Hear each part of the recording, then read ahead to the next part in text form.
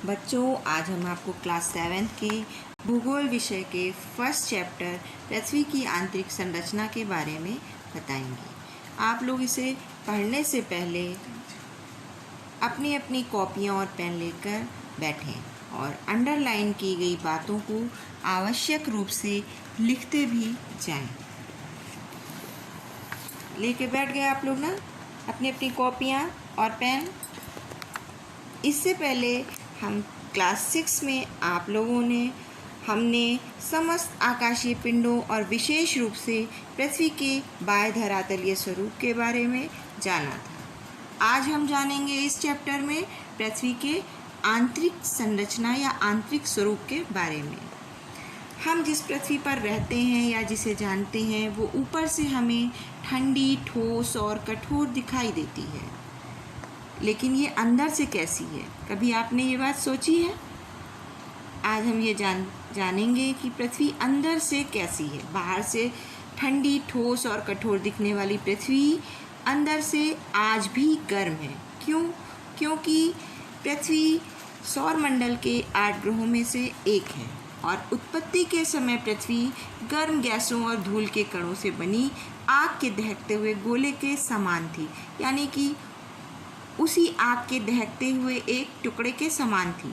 करोड़ों वर्ष बाद पृथ्वी का वायुमंडल और उसमें होने वाली घनघोर वर्षा के फलस्वरूप पृथ्वी धीरे धीरे ठंडी होती गई, उसकी ऊपरी परत ठंडी हुई, किंतु पृथ्वी अंदर से आज भी गर्म है। ये उसी प्रकार गर्म है।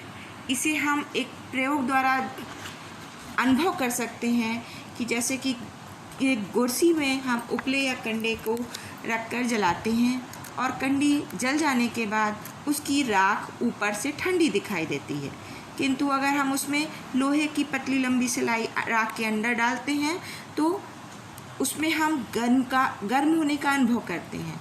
यानी कि ऊपर से दिखने वाली जो ठंडी राख है वो अंदर से देर तक गर्म बनी हुई रहती है और इसी प्रकार पृथ्वी भी ठंडी और कठोर होने के बावजूद आज भी अंदर से गर्म है। अब हम पृथ्वी की आंतरिक संरचना जिसकी तुलना हम प्याज से कर सकते हैं। प्याज में कई तरह की परतें दिखाई देती हैं जो भिन्न भिन्न मोटाई की होती हैं। उसी प्रकार पृथ्वी को भी यदि हम मध्य से आर पार काटेंगे तो उसकी कई परतें होती हैं, जिसे हम इस चित्र के द्वारा अच्छे से देख सकते हैं।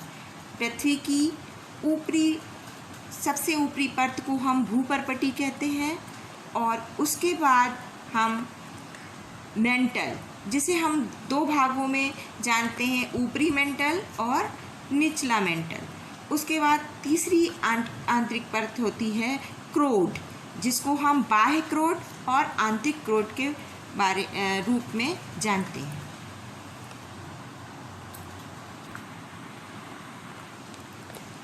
अब आपने देखा कि पृथ्वी अंदर से 3 परतों में विभाजित है। कौन कौन सी? भूपर्पटी, मेंटल और क्रूड। सबसे पहली परत है जो सबसे ऊपरी परत भी होती है, उसे हम भूपर्पटी या अर्थ क्रस्ट के नाम से जानते हैं। ये पृथ्वी की सबसे पतली और ठोस परत होती है। इसकी मोटाई भिन्न भिन्न स्थानों पर भिन्न भिन्न होती है।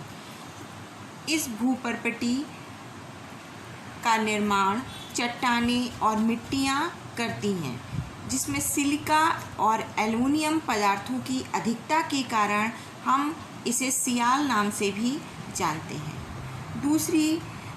पृथ्वी की दूसरी परत है मेंटल, जो कि भूपर्पटी के नीचे सबसे अधिक मोटाई की परत होती है और इसकी खोज भूवैज्ञानिक मोहोरोविक के नाम से मोहो अशांत भी कही जाती है। मेंटल का ऊपरी भाग दुर्बलता मंडल कहा जाता है और ऊपरी मेंटल और शेष निचला मेंटल।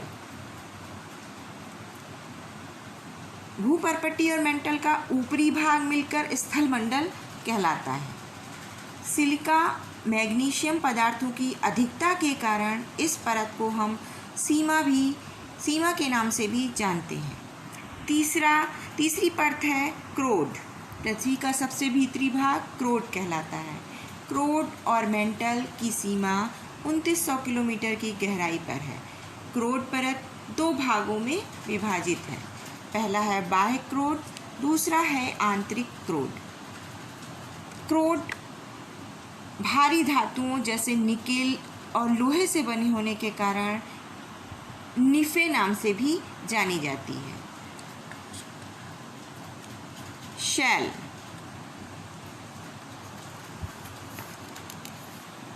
बाह्य क्रोड तरल अवस्था, क्रोड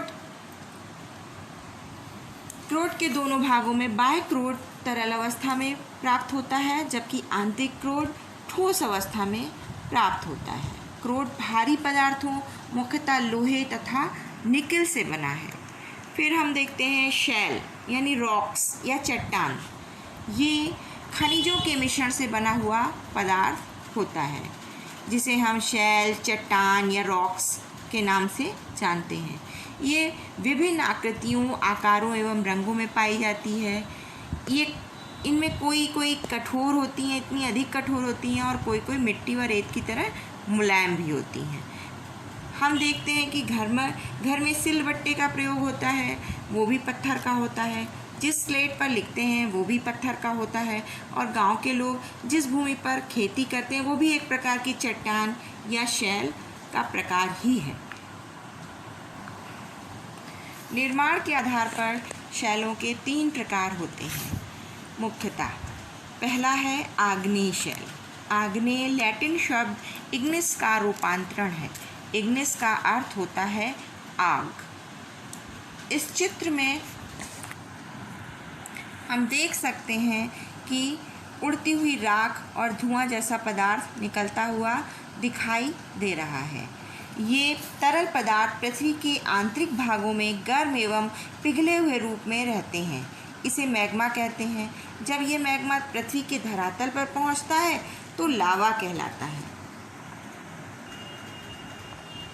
उसे हम साधारण बोलचाल की भाषा में ज्वालामुखी विस्फोट से निकला हुआ लावा के रूप में भी जानते हैं। ग्रेनाइट, बेसाल्ट, गैब्रो और डायोराइट ये आग्नेय शैल के प्रमुख उदाहरण हैं। पृथ्वी की भूपर्पटी का 2/3 भाग आग्नेय शैलों से ही बना हुआ है, और आग्नेय चट्टानों को हम प्राथमिक चट्टानें भी कहते हैं, क्योंकि इन्हीं चट्टानों से अन्य चट्टानों का भी निर्माण होता है। इनकी कुछ प्रमुख विशेषताएं हैं जो हम दोहराते जा रहे हैं, और ये अंडरलाइन की हुई हैं, आप लोग इन्हें लिखते जाएंगे। आग्नेय शैल कठोर होती है, इसका अपरदन कम होता है। ये शैल रवेदार और दानेदार होती है। इन शैलों में परतें नहीं पाई जाती हैं। आग्नेय शैल का संबंध प्रायः ज्वालामुखी क्रिया से होता है।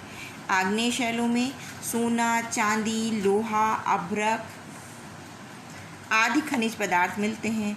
आग्नेय शैल में जीवाश्म नहीं पाए जाते हैं। भारत का दक्षिण का पदार्थ अधिकतर आग्नेय शैलों से ही बना हुआ है। भारत का दक्षिण का पठार अधिकतर आग्नेय शैलों से ही बना हुआ है। दूसरे प्रकार की चट्टानें होती हैं परतदार या अवसादी शैल। हम सभी ने बरसात में बहते हुए पानी को देखा और पानी के साथ बहते हुए कंकड़, मिट्टी, पेड़ पौधे, पत्तियाँ ये सभी तेज़ी से बहती हुई दिखाई पड़ती हैं। किंतु जब पानी का बहना बंद हो जाता है तो नालियों, सड़क के किनारे, गड्ढों में कंकड़, मिट्टी, पेड़ पौधे, पत्तियाँ, घास आदि सब ज़मीन पर जमे हुए दिखाई देते हैं। इसी प्रकार परतदार शैलों का निर्माण अवसादों या मलबा जमा होने के कारण ही होता है। शैलों के छोटे छोटे कणों को पवन, बहता पानी या हिमानियाँ अपने साथ उठा या बहा कर ले जाते हैं और उन्हें समुद्र तल या भूभाग पर परतों में जमा करते जाते हैं। इन जमी हुई परतों की मोटाई हज़ारों मीटर तक होती है। लोयस का जमाव धरातल के 3/4 भाग में परतदार शैल पाई जाती है। लोयस का जमाव वायु निर्मित परतदार चट्टान का सबसे प्रमुख उदाहरण है।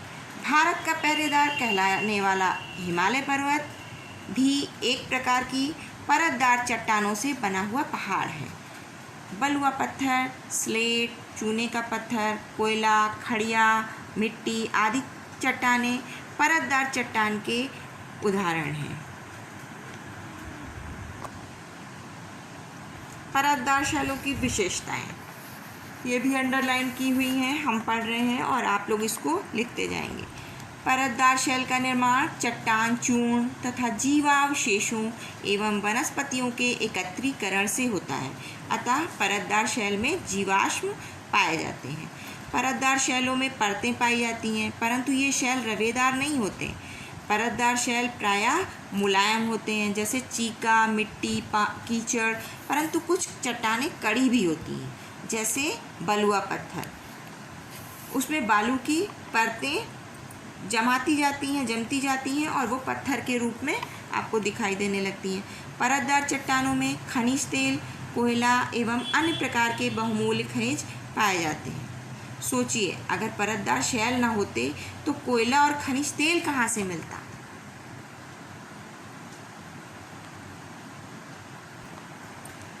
तीसरे प्रकार की चट्टानें हैं रूपांतरित शैल, यानी कि मेटामॉर्फिक रॉक्स।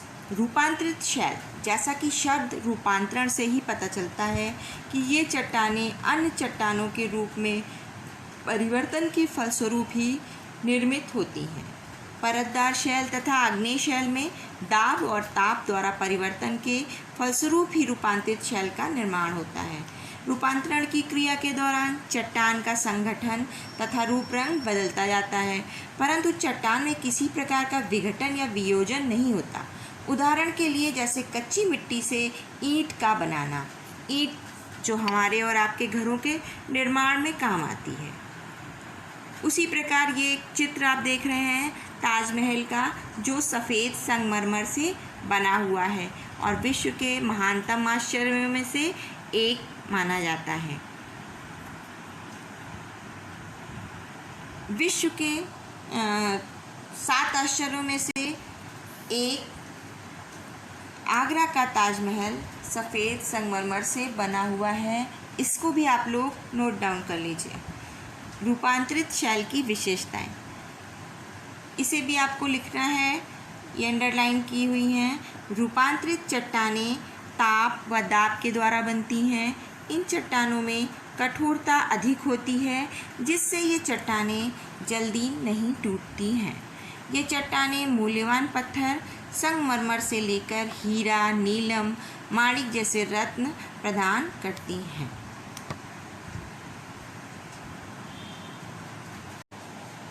बच्चों, हम आपको पाठ के अंत में इस पाठ से संबंधित कुछ प्रश्न दे रहे हैं, जिनके उत्तर आप कॉपी पर लिखेंगे।